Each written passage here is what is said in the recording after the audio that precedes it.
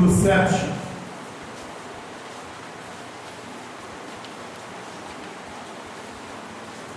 Jeremias, capítulo 7, versículo 12.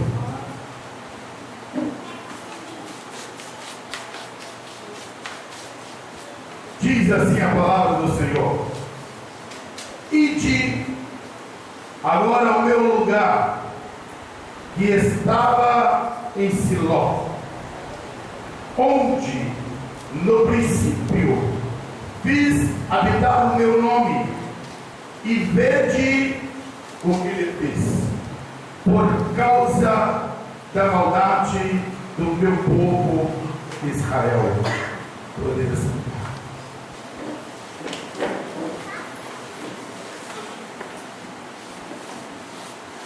Deus nos ama, Deus tem o melhor para nós. A vontade de Deus ela é boa, perfeita e agradável. Os caminhos do Senhor são retos e perfeitos. Tudo quanto precisamos para ser feliz, para viver bem, Deus já nos otorgou. Deus colocou à nossa disposição. Nessa noite, quero falar sobre a cidade de Siló, um lugar que teve o privilégio de ser a casa de Deus, santuário de Deus, local da habitação do Senhor. A Bíblia diz, no capítulo 18 do livro de Josué, que quando Josué conquistou a terra prometida, ele ali na cidade de Siló, ele armou a tenda da congregação. Lembrando que durante 40 anos o tabernáculo ele foi montado e desmontado diversas vezes no deserto. Mas quando Josué chegou em Siló, ele armou ali a tenda da congregação, para que ali naquele local fosse estabelecido a casa de Deus, local de encontro com o Senhor. Em Siló foi o local onde Josué congregou toda a nação de Israel, e ali eles, diante do Senhor, lançaram sorte sobre a terra, sobre o território de Canaã. Ali foi dividido a terra para cada tribo, cada porção, e tudo isso diante do Senhor. O início da trajetória, da transformação daquele local, que outrora era um território pagão, mas agora estava santificado, separado para o Senhor. Ali estava o tabernáculo, ali estava a arca da aliança, ali os sacerdotes se reuniam, os levitas cantavam, adoravam ao Senhor. No livro de Juízes, no capítulo 21, versículo 19, a Bíblia diz que ano após ano, a nação de Israel se reuniu em Siló para realizar solenidades a Deus. Quase 4 séculos, desde o tempo de Josué até os tempos de Eli, aquele local foi o centro da adoração da nação de Israel. E é interessante lembrar que a Bíblia diz em 1 Samuel, no capítulo 1, versículo 3, que quando Eucana ele ia para sacrificar o Senhor, ele ia exatamente para Siló, porque ele permanecia, continuava o local de adoração, de sacrifício, de louvor ao Senhor. Durante todos aqueles anos, Israel ali celebrou, cultuou, adorou, foi casa de Deus, foi tenda do Senhor. Ali foi o local da manifestação de Deus. E foi em Siló que aconteceu um dos momentos mais memoráveis de Israel, pois foi ali que Ana, pressionada pelas situações da vida, angustiada, com o coração quebrado. Foi lá em Siló, no templo de Siló, que Ana derramou sua alma diante do Senhor, que chorou, que fez um clamor, levantou um voto a Deus. Deus a atendeu, lhe deu um filho chamado Samuel. Ana posteriormente volta, retorna àquele local, consagra aquele menino para Deus. E ali então estava sendo estabelecido aquele que seria o último juiz de Israel e um dos maiores profetas do Velho Testamento. E tudo isso em Siló. Siló foi o santuário onde o menino Samuel cresceu, onde ele passou parte da sua infância, onde ele vivenciou ali a religião de Israel, aprendeu com Eli. Em 1 Samuel 2,19, a Bíblia diz que ano após ano, a sua mãe Ana ia e levava ali vestes para o menino Samuel.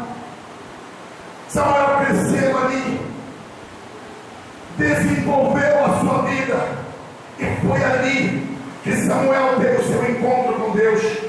A Bíblia diz que Deus se revelou a Samuel naquele local. Todos nós conhecemos a história daquele menino, que Deus o chamou no meio da madrugada, que falou com ele, que transmitiu a ele uma palavra. Deus levantou aquele menino como profeta.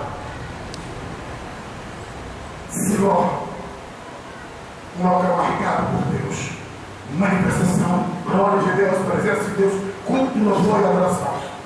Mas o que queremos falar hoje é aquilo que o profeta Jeremias disse. Uma tragédia aconteceu na cidade de Siló. E a minha pergunta é: por quê? Qual é a razão? Se ali era a casa de Deus, santuário de Deus, se ali era o local das grandes manifestações do Senhor, era o palco, o centro da adoração de Israel.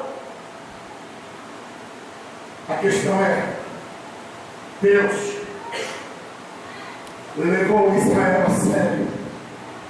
Deus amou Israel, se revelou, manifestou seus braços de poder, de amor e de graça. Porém, o povo não correspondeu ao amor de Deus. O povo, ele desviou-se da verdade. Houve uma grande apostasia espiritual. Os filhos do sacerdote Eli profanaram o sagrado, corromperam-se em meio ao pecado. E o povo, copiando seus líderes, também trilharam pelo caminho da apostasia, do pecado, do erro. O líder da congregação, Siló, o local que era referência da adoração a Deus, veio a se tornar um local onde a glória de Deus mora.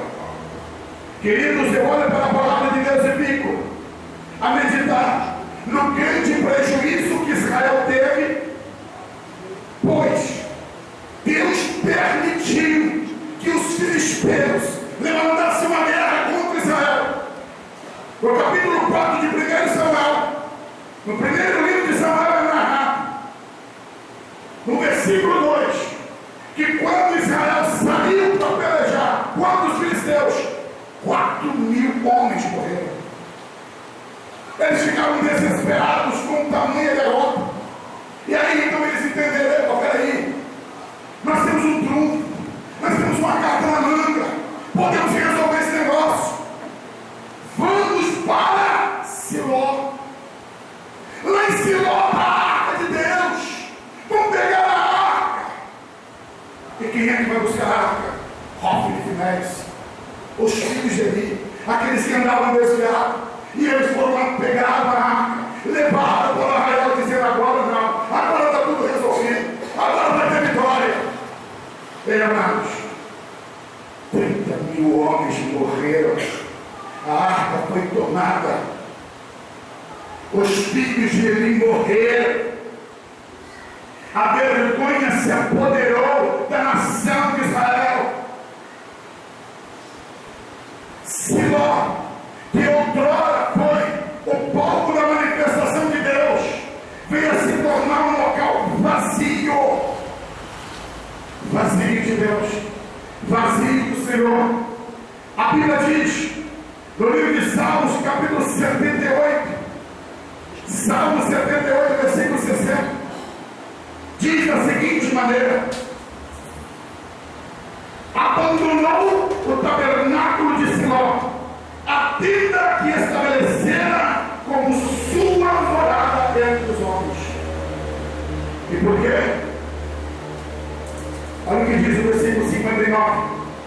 Quando Deus ouviu isso, se indignou, rejeitou completamente a Israel. E aí o que Deus fez? Abandonou o tabernáculo de Siló, a tenda que estabelecera como a sua morada entre os homens. Como é possível um fato como este ocorrer? Eu aprendo, amados, que apesar de durante 4 séculos Deus se manifestar ali em Siló, quando o povo se corrompeu, quando o povo rejeitou os princípios de Deus, Deus levantou-se daquele local, se retirou. Siló se tornou um local vazio. Deus não compactuou com o pecado, com o desvio, com a conduta daqueles que estavam ali. Mas pastor, a tenda da congregação estava ali. Sim, estava a tenda da congregação, mas o dono da tenda não estava mais lá. A presença de Deus não estava mais lá. É possível isso, pastor? Sim. Tremendamente possível. E é por isso que hoje estou pregando para você. É por isso que hoje eu estou te transmitindo esta palavra da parte de Deus. Deus ama a tua vida, Deus tem o melhor para você, Deus tem o melhor para a tua vida. Porém, se tu recusares obedecer ao Senhor, se tu recusares trilhar os caminhos de Deus, entenda, Deus não vai compactuar com o teu erro. Deus não vai trilhar com você quando você desvia dos princípios do caminho dele.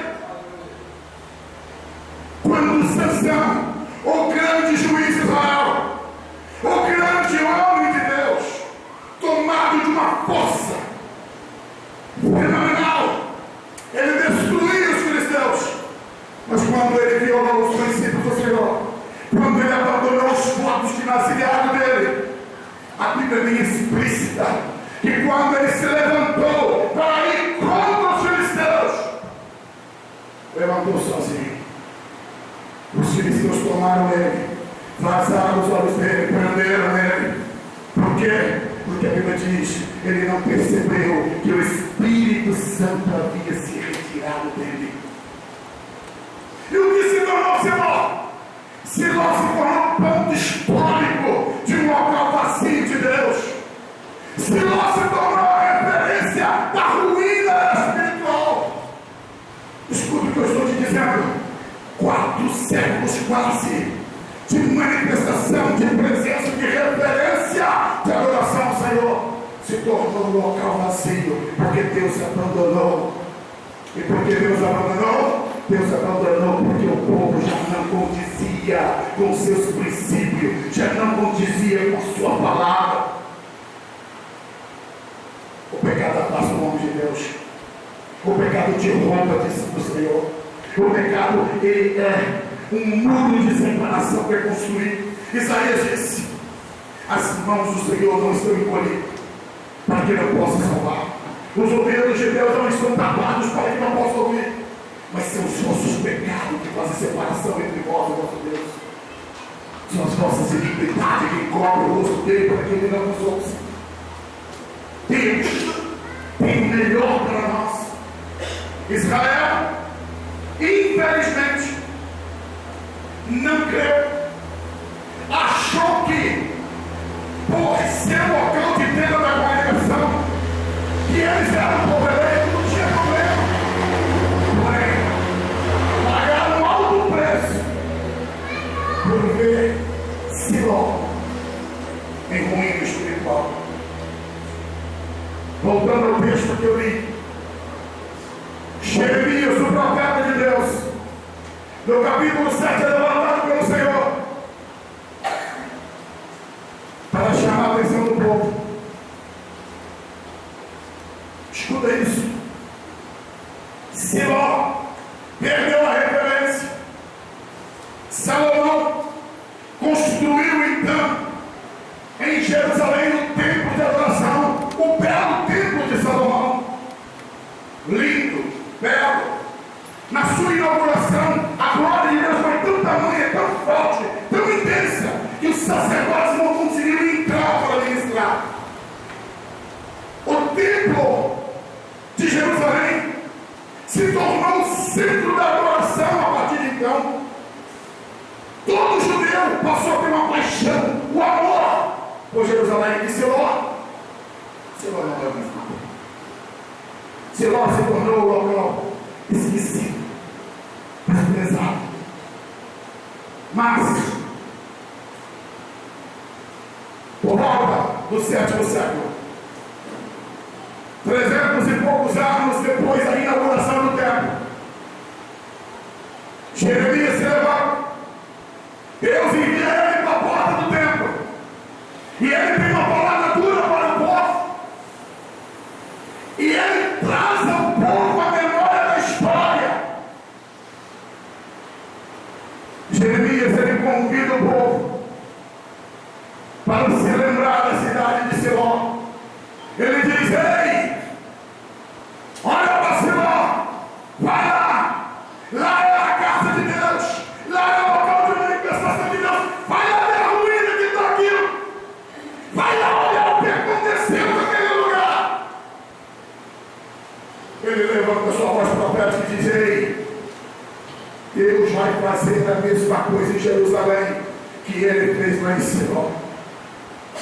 O povo vai abrir os olhos, ficaram perplexos, quiseram apedrejar, quiseram matar as Jeremias, porque a comparação era absurda.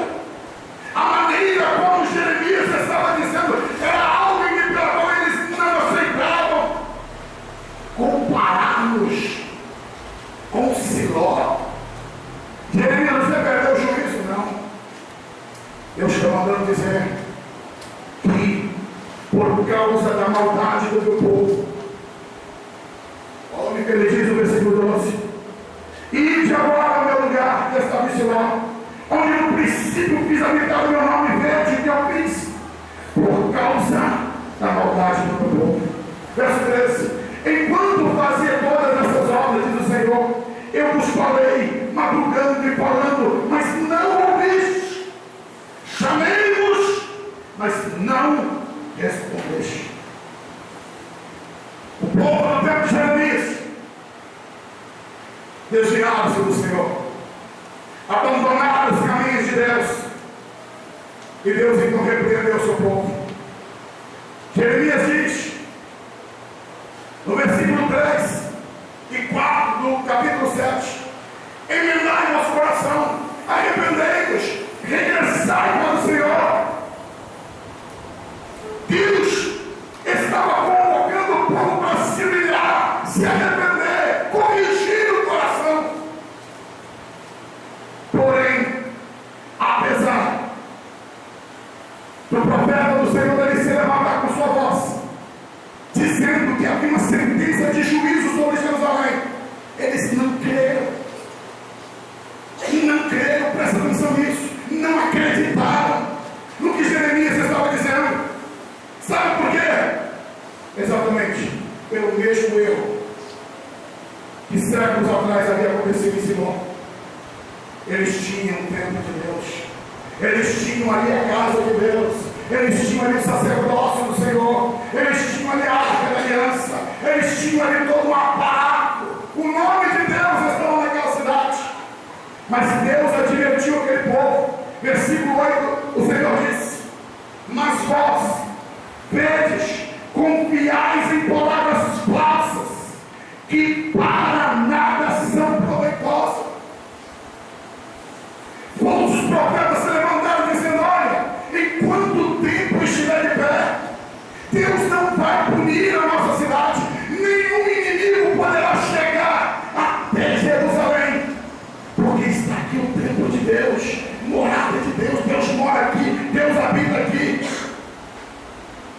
E aí eu quero aplicar agora conosco, queridos. O erro de Israel foi achar que por causa do grão, que por causa deles serem eleitos de Deus, eles poderiam praticar qualquer coisa, eles poderiam viver de qualquer maneira. O versículo 9 e 10 Deus chama a atenção deles dizendo: olha, furtareis vós, matareis, cometereis adultério, jurareis falsamente, queimareis incenso a Baal, andareis após os deuses que não conheceste, e então vireis e vos poreis diante de mim nesta casa, que se chama pelo meu nome, e direis: somos filhos, podemos fazer todas essas abominações. Igreja, século 21, tempo da nossa era cristã, não está diferente dessa postura da nação de Israel. A Bíblia já nos adverte. Paulo, falando para a igreja de Corinto, ele disse: olha, citando uma poesia da época, todas as coisas são lícitas. E ele disse: mas nem tudo me convém.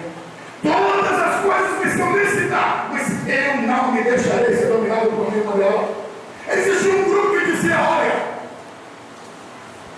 se onde abundou o pecado, superabundou a graça, então eu vou pecar, e a graça de Deus abunde. Porque quanto mais pecado eu tiver, mais graça de Deus eu vou ter. Paulo diz de maneira nenhuma: aquele que já abandonaram o pecado não pode voltar atrás, não pode voltar a mesmas práticas, não pode voltar a viver debaixo do pecado. Paulo então ele exorta a igreja de maneira dura, falando para eles que eles jamais deveriam retroceder para serem assim alcançados pelas bênçãos de Deus. No versículo 14 do capítulo 7 de Jeremias, o Senhor diz assim: portanto, farei a esta casa, que se chama pelo meu nome, na qual confiais, e a este lugar que vos dei a vós e a vossos pais, como fiz a Siló. Isso não é ameaça, isso é uma palavra profética.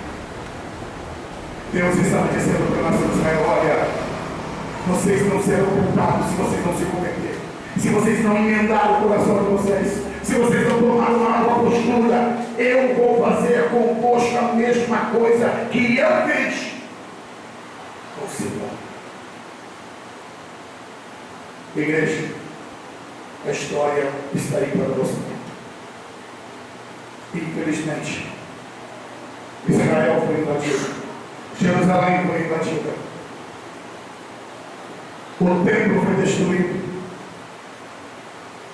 o território de Judá foi destruído. Houve grande humilhação, porque não creram, não acreditaram, não regressaram para os caminhos do Senhor, não tomaram uma nova postura, e por isso pagaram um alto preço diante do pecado que viveram diante de si mesmos. Todo pecado tem a sua consequência, todo erro tem seu preço, e a Bíblia diz que o salário do pecado é morte. Mas o dom gratuito de Deus é a vida eterna. Estamos vivendo um tempo que pode tudo. Tem bandeiras e placas de igreja para todas as coisas, e não é sobre isso que eu quero dizer, não. Eu quero falar do teu coração. Entenda, a tua referência não é A nem B, tua referência tem que ser a palavra de Deus. É aqui que está contigo tudo que você precisa para chegar ao céu. Mas aí muitos dizem: mas pastor, o pastor fulano disse que eu posso. Eu te pergunto: e o que a Bíblia diz? Mas a igreja tal diz que pode. Eu te pergunto: o que a Bíblia diz? Ei, a nossa fé não pode estar apoiada em palavra de homens. A nossa fé tem que estar apoiada na palavra do Senhor. E aquilo que Deus diz, Ele garante. Agora, aquilo que o homem diz, Deus não tem garantia nenhuma.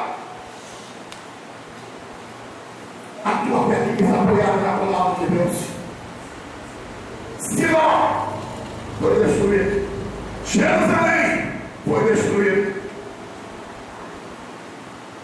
Onde é a casa de Deus hoje? Onde está o templo do Senhor hoje? Ó, eu e você. 1 Coríntios capítulo 3, versículo 16, versículo 17 diz: vós sois morada de Deus, santuário do Espírito Santo. Não sabeis vós que o Espírito Santo de Deus habita em vós, que vós não pertenceis mais a vós mesmos? Apanhe tudo que você ouviu até agora. Siló, local de revelação de Deus, Jerusalém, palco da adoração. Transfira isso agora para você. O local onde Deus se manifesta é em você. Seu corpo é morada de Deus. Aqui em nós está o local da presença do Espírito Santo. Infelizmente, desenvolveu-se uma teologia antibíblica, errônea, que uma vez que a pessoa levantou a mão para Jesus, aceitou a Jesus, a partir de então, independente do que ela fizer, ela está salva. Errado. A Bíblia diz que aquele que permanecer fiel até o fim, esse será salvo. Para você ser salvo, você tem que continuar, você tem que perseverar, você tem que manter uma vida de santidade e adoração. Mas pastor, eu já me converti, eu já aceitei Jesus, mas isso não te dá liberdade para você voltar lá atrás, para cá, para errar. Entenda, Siló perdeu a presença de Deus, por quê? Porque eles voltaram à prática do pecado, abandonaram a presença de Deus e Deus os abandonou. Jerusalém, deixaram de terem o coração puro e limpo diante de Deus. Deus os abandonou e permitiu o cativeiro deles.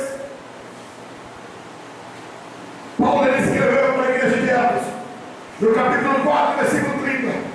Ele diz assim: não entristeçais o Espírito Santo de Deus. E o que é entristecer o Espírito Santo? Entristecer o Espírito Santo é quando ele está dizendo para você assim: ó, não faça,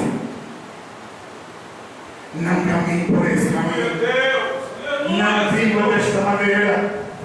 Olha a tua escolha, olha o que você está fazendo, mas você insiste, persiste em fazer do teu jeito, da tua maneira. Você está entristecendo o Espírito Santo, está resistindo à voz dele.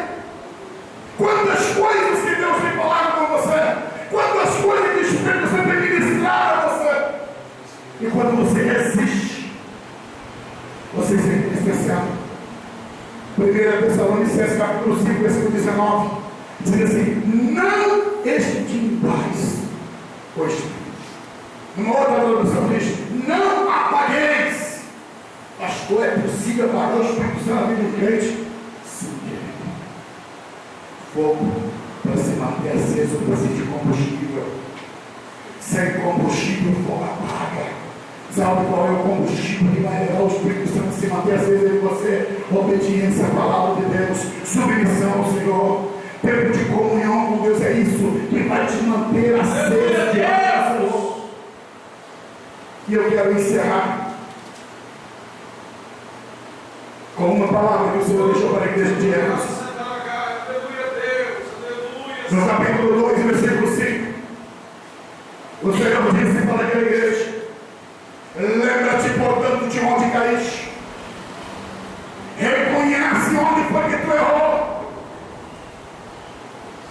volta e pratica as primeiras obras. E o Senhor então dá uma sentença: se não te arrependeres, se não consertar as coisas, o Senhor disse: eu removerei do teu lugar o teu candeeiro. Vai perder o teu lugar, vai perder a presença de Deus, vai perder aquilo que Deus preparou. Em igreja, onde nós despertarmos, quantas pessoas que estão perdendo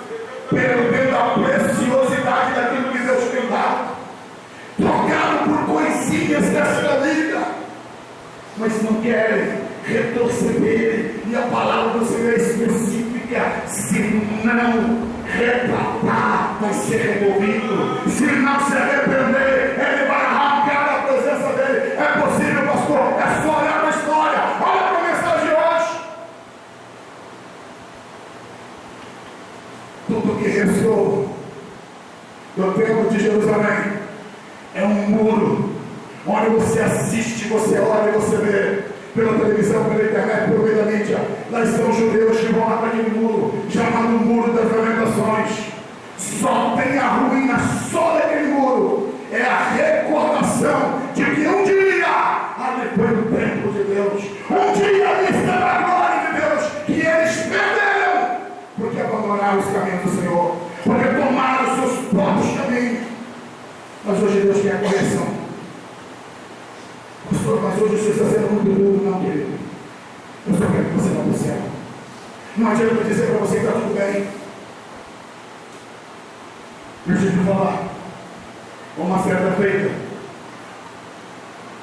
uma senhora estava vivenciando um momento muito difícil com a sua mãe. Sua mãe já é idosa, estava com câncer, e a situação dela estava muito grave. Então ela foi acompanhar a sua mãe até o médico.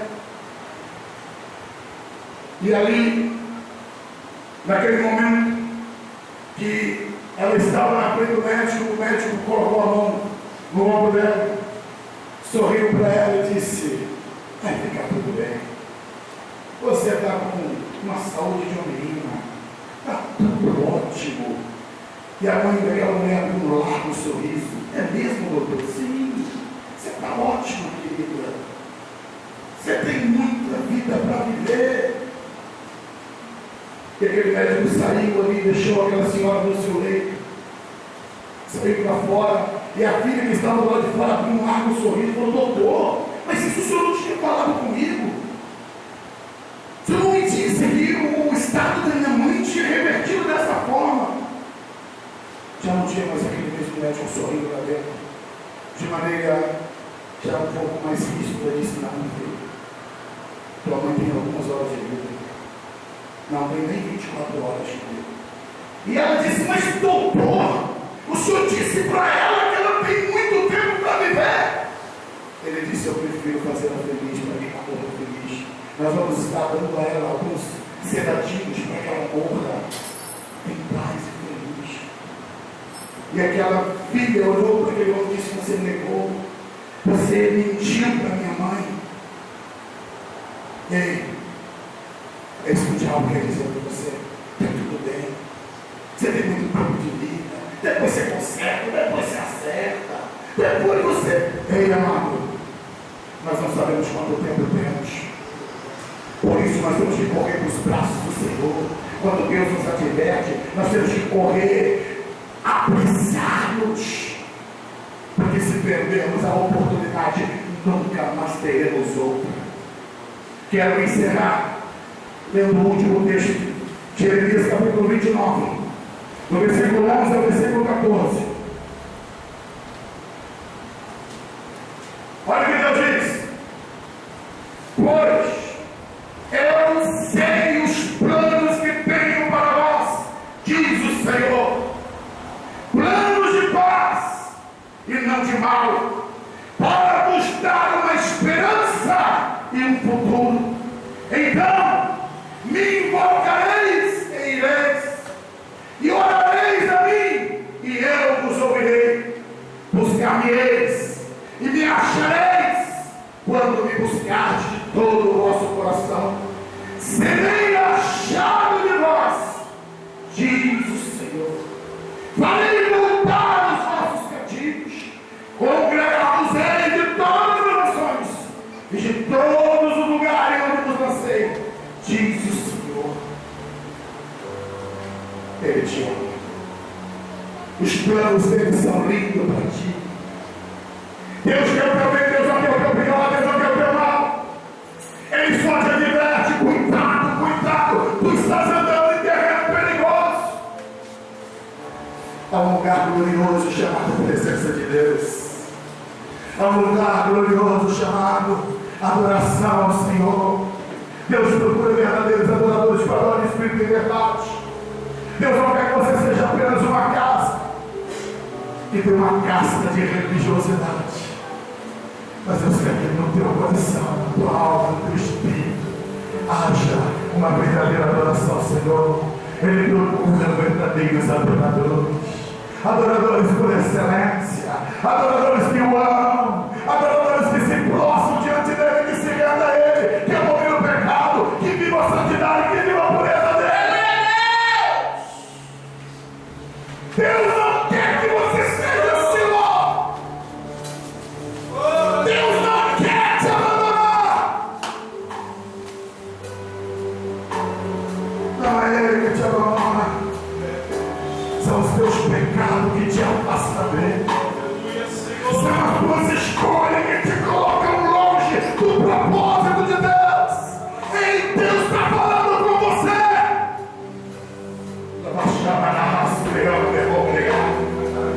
Ele não quer que você viva longe da presença dele. Ele não quer que tua vida seja ruínas. Por isso ele diz: os meus planos são planos de paz, meus caminhos são caminhos perfeitos e excelentes. Hoje ele quer que você tome uma atitude. Emenda teu coração, corrija teu coração, corre os braços do Senhor. Ele te ama, Ele quer o teu bem, Ele quer te levantar, Ele quer purificar teu coração, Ele quer trazer de volta para você a alegria, a paz, o gozo. Ele quer vir morar em você, trazer sobre você uma nova etapa de vida. Deixa o Espírito Santo falar com você. Aleluia, Deus. Por favor, Deus. Aleluia, Senhor. Por favor, Senhor. Ele te trouxe aqui para falar com você. Ele não quer ver a tua vida em ruínas. Se você está vivendo um tempo de ruínas, tempo de vazio de Deus, você não sente mais a presença de Deus, você sente vazio em você hoje, não está dizendo: eu posso mudar isso, eu posso restaurar teu coração, eu posso te devolver a alegria, eu posso a paz. Só inventa teu coração, corrija teu erro, toma uma nova postura. Ele vai devolver o Espírito Santo, Ele vai escrever teu nome no livro da vida, Ele vai te renovar, Ele vai sarar teu coração, vai te tornar limpo como neve. Alabaste, me negou a terra.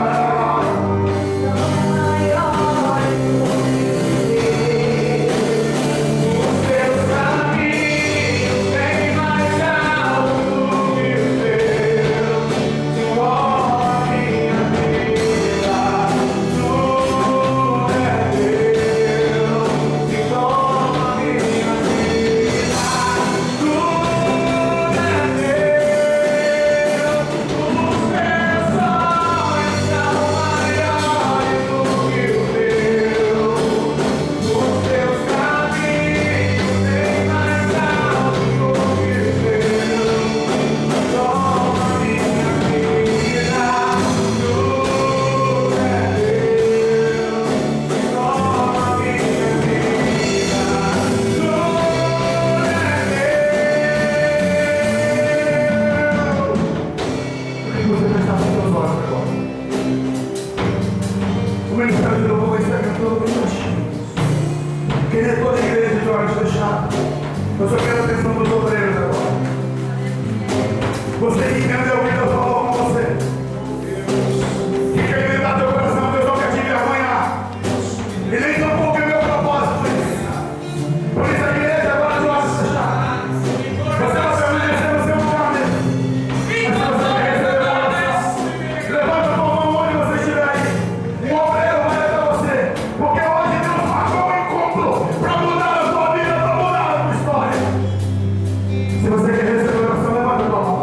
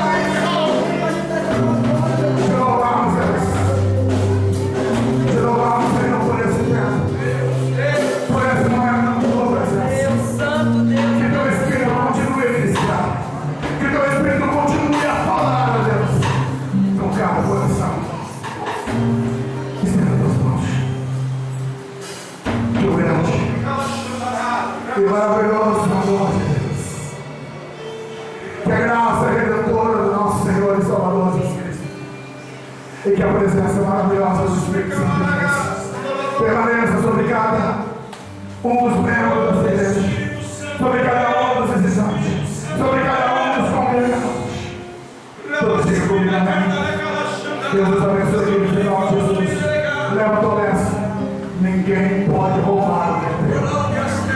O que Deus te deu é teu. O que Deus quer